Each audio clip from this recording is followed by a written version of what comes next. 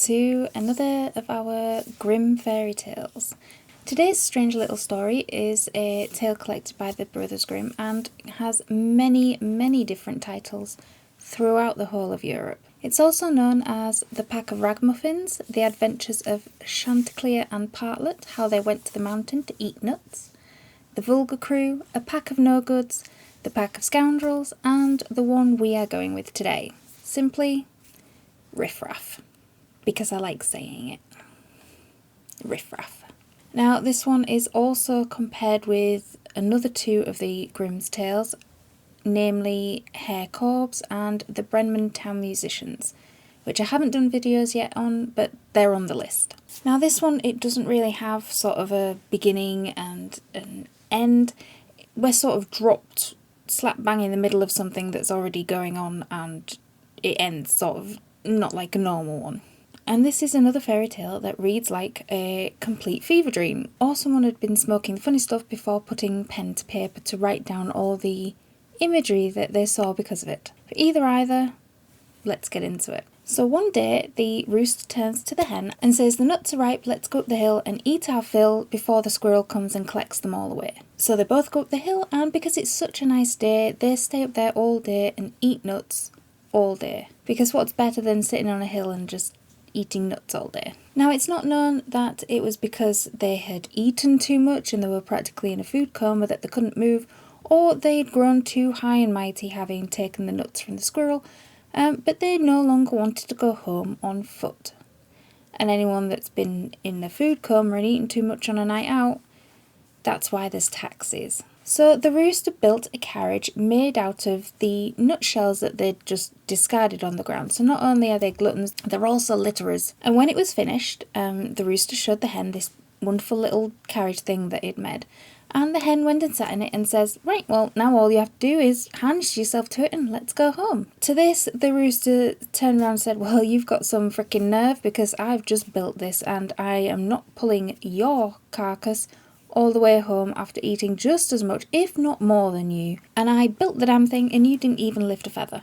So I'm happy to play the coachman and sit on the carriage, but there is no way that I am pulling this damn thing all the way home." Now, as they were quarrelling with each other and having a bit of a domestic, a duck comes up the hill and she is quacking and pouting, and she is really annoyed because these two have gone up her nut hill and eaten all her nuts, calling them both thieves and saying that they will pay for their audacity. And after saying this, she charged at the rooster so violently with her beak open and quacking to high heaven, but the rooster was quick and he dodged her. He dodged her, threw her to the ground, and dug his spurs in her so deeply and so violently that she cried and begged for mercy. She willingly let herself be harnessed to this carriage as punishment for losing the fight, basically. I said it was like a fever dream, and we're not even finished yet. Now the rooster could play the coachman, and they set off at a punishing pace. Now, when they had travelled some distance, they encountered two travellers on the road,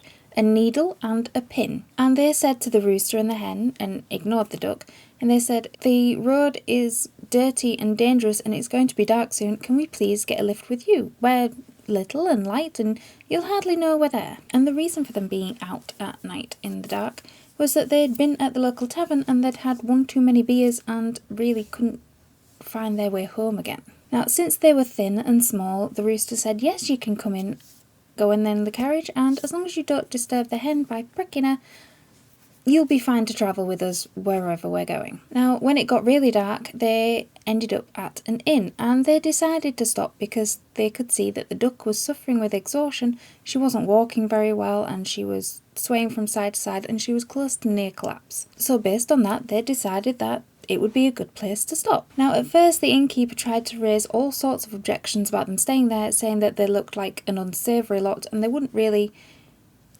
distinguished enough to stay in his establishment, and he wanted them on their way. But they used a lot of sweet talking, and they offered him an egg that the hen had laid in the carriage, so it was fresher than fresh. And they also told him that he could keep the duck, who laid an egg a day guaranteed. So he finally relented and said, "Yes, of course, you can spend the night," and they drank their fill and they ate many, lots and lots of food. and had a merry, merry old time. Now, in the morning, just before dawn, the rooster woke up and he woke up the hen, and together they went and stole the egg back, and they pecked it open with their beaks and they ate it for breakfast. Now, after they threw the eggshells in the hearth, they went to the needle, who was still asleep, grabbed him by the head, stuck him in the innkeeper's easy chair. No reason at all, they're just a bunch of arseholes. They then grabbed the pin and stuck him into the innkeeper's towels, and then they both escaped, flying over the heath, and that was it, they were gone. Meanwhile, the duck, who preferred to sleep outside rather than inside, heard the flapping of their wings and woke up. So she roused herself because she knew that they were running out and leaving her to her fate.